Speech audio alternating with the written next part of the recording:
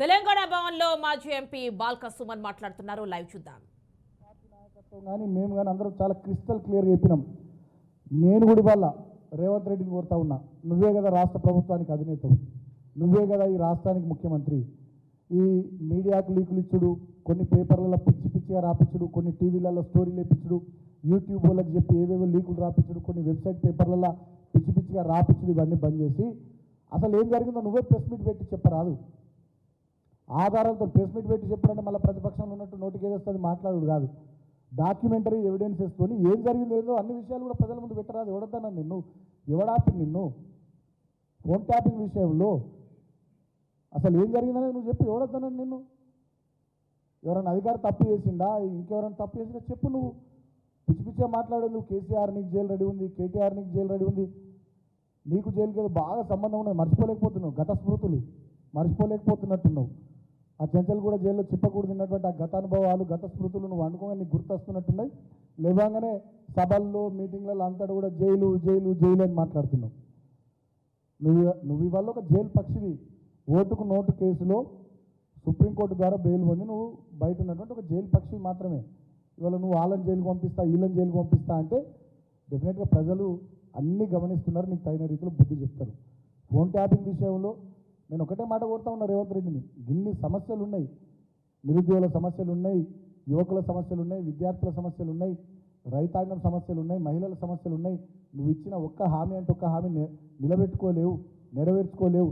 ఇవాళ రైతుల పంటలు ఎండిపోతూ ఉన్నాయి, లక్షలాది ఎకరాల్లో సాగునీరు లేదు, కరెంటు చక్కగా వస్తలేదు, రైతాంగం ఇబ్బంది పడుతూ ఉన్నారు, మంచినీళ్ళు చక్కగా లేవు, జనం ఇబ్బంది పడుతూ ఉన్నారు. హైదరాబాద్లో కానీ రాష్ట్రంలో కానీ మంచినీటి గోసవుతూ ఉంది.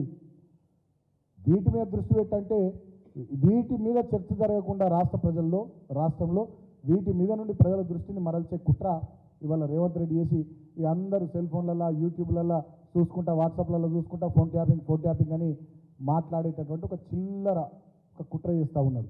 అటెన్షన్ డైవర్షన్ పాలిటిక్స్ తప్ప, అన్ని అటెన్షన్ డైవర్షన్ పాలిటిక్సే తప్ప తెలంగాణలో నిజమైన ప్రజాపాలన నడుస్తలేదు.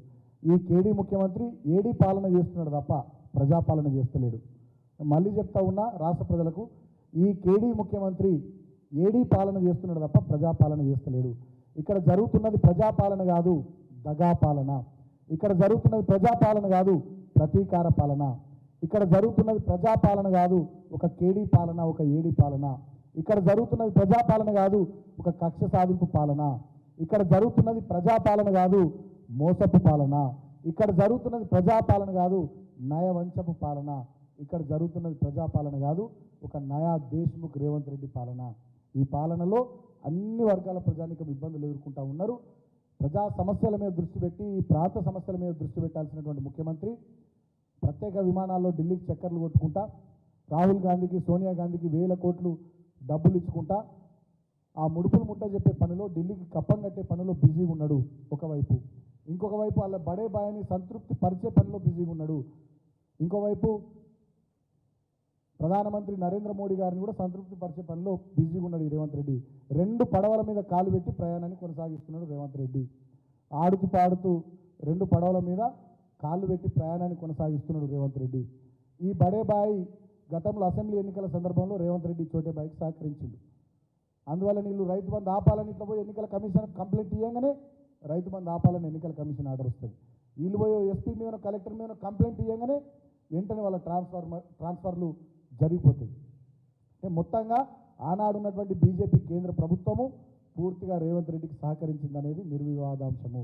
ఇవాళ రేవంత్ రెడ్డి ఆ కృతజ్ఞతను బడే బాయికి తీర్చుకోవడంలో భాగంగా బీఆర్ఎస్ పార్టీ బలమైనటువంటి అభ్యర్థులను నిలబెట్టింది కాబట్టి పార్లమెంటు స్థానాల్లో బీఆర్ఎస్ పార్టీ ఎక్కువ సీట్లు గెలుచుకుంటుందనేటటువంటి భయంతో ఇవాళ తను కాంగ్రెస్ పార్టీ నుంచి బలహీనమైనటువంటి అభ్యర్థులను పెట్టి బీజేపీ అభ్యర్థులు గెలవడానికి సహకరిస్తూ ఉన్నాడు. ఇవాళ నేను సూటిగా రాష్ట్ర ప్రజల్ని కూడా ఆలోచించమని కోరుతా ఉన్నా, విలేకరు మిత్రులను కూడా ఆలోచించమని కోరుతా ఉన్నా. ఇవాళ కాంగ్రెస్ పార్టీ ఎక్కడన్నా బలమైన అభ్యర్థులను పెట్టిందా? అంత డమ్మీ అభ్యర్థులను పెట్టింది.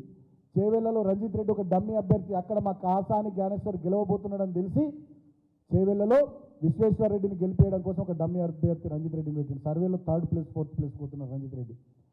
తర్వాత అక్కడ రాగిరి లక్ష్మారెడ్డి మా బలమైన అభ్యర్థి మల్కాజ్గిరి, అక్కడ ఈటల రాజేందర్ను గెలిపేయడానికి బలహీనమైనటువంటి అభ్యర్థి సునీత మహేందర్ రెడ్డి గారిని పెట్టిరు.